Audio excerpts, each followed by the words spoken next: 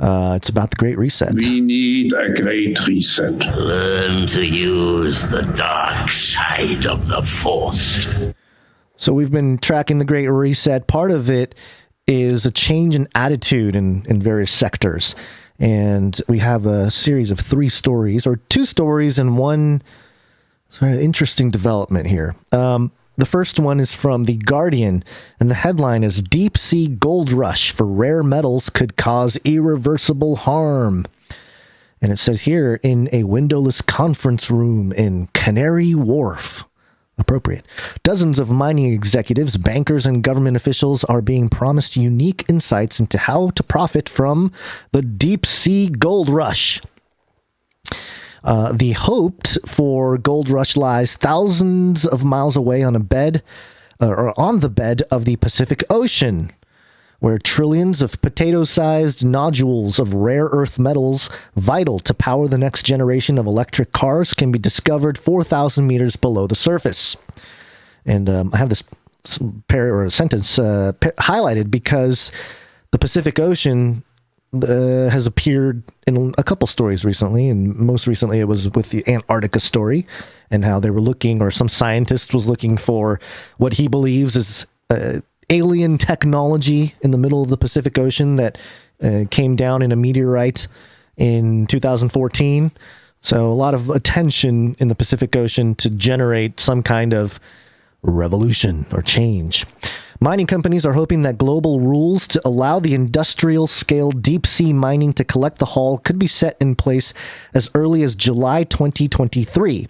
However, environmental campaigners warn that mining for the metals would be dangerous, reckless, and cause irreversible harm to little-known ecosystems. One estimate suggests that 90% of the deep-sea species that researchers encounter are new to science. So, okay, I don't know if it means that they're in threat because of this or what, but apparently there are just more species being discovered about in the deep sea.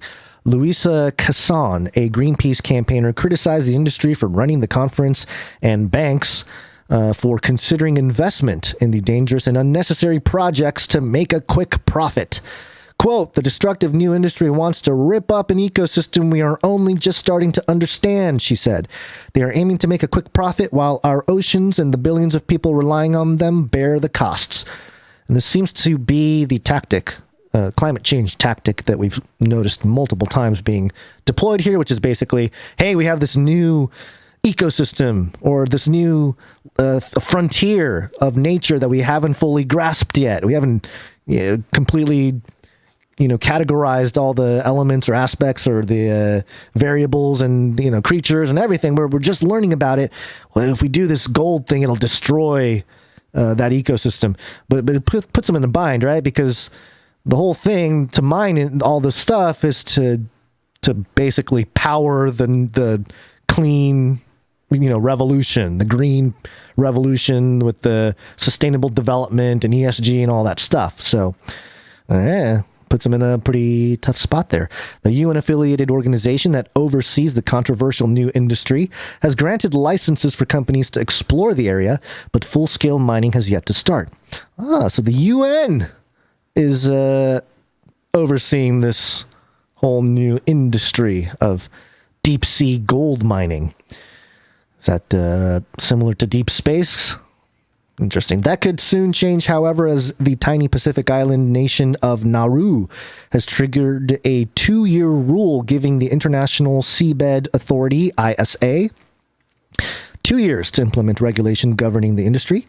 That set a deadline for a roadmap to be adopted by 9th July 2023. And, excuse me. There's more detail with everything here, but the point being that to fuel this fourth industrial revolution that Klaus has talked about and the Great Reset and all that, you need things. Like you still need materials to make it all happen. And gold is pretty important in, it says here generating electric cars, but, just microchips and other sort of clean types of industrial technology. Gold is useful. It's conductive and, it's got all kinds of uses. It's malleable.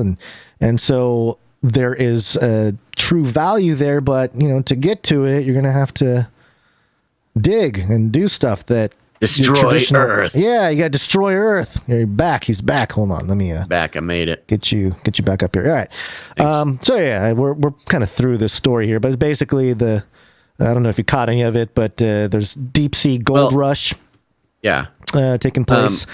And we talked about this in regards to Antarctica and China and Australia as well.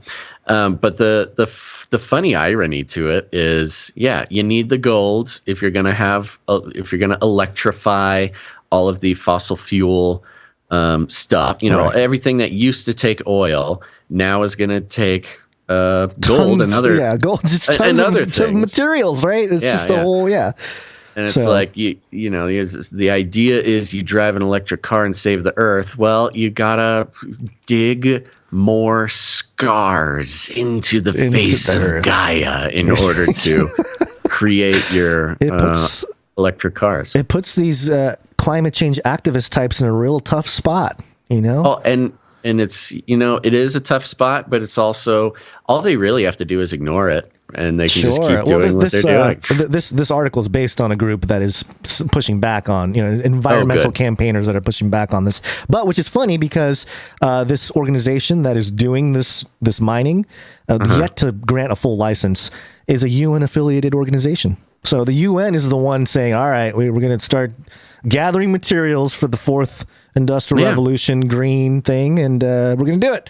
And see, that's exactly the point. Is because the climate change, save the earth stuff is only used by governments and people in power as an excuse to continue and increase economic activity. If it wasn't for ESG, if it wasn't for Great Reset, if it wasn't for all of the climate change virtue signaling by politicians and authority organizations, they wouldn't be able to move into this second or third or fourth phase of turning the Earth into and turning it into an economic engine. Right.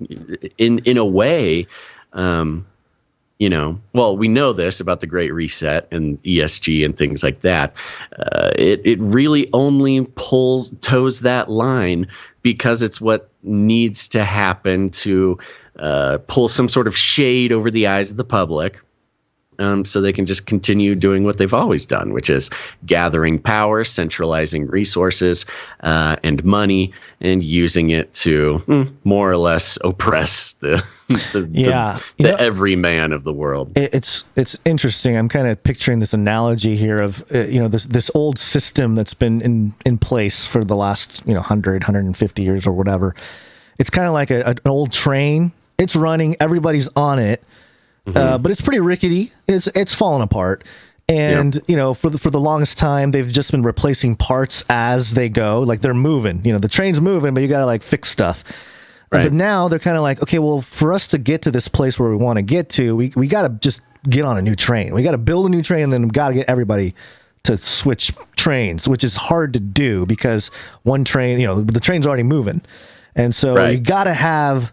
And you can't use the parts from the old train. The parts of the old train don't work in the new one. Yeah, exactly. Yeah. So you can't take the train apart as you're on it to build another train. Right.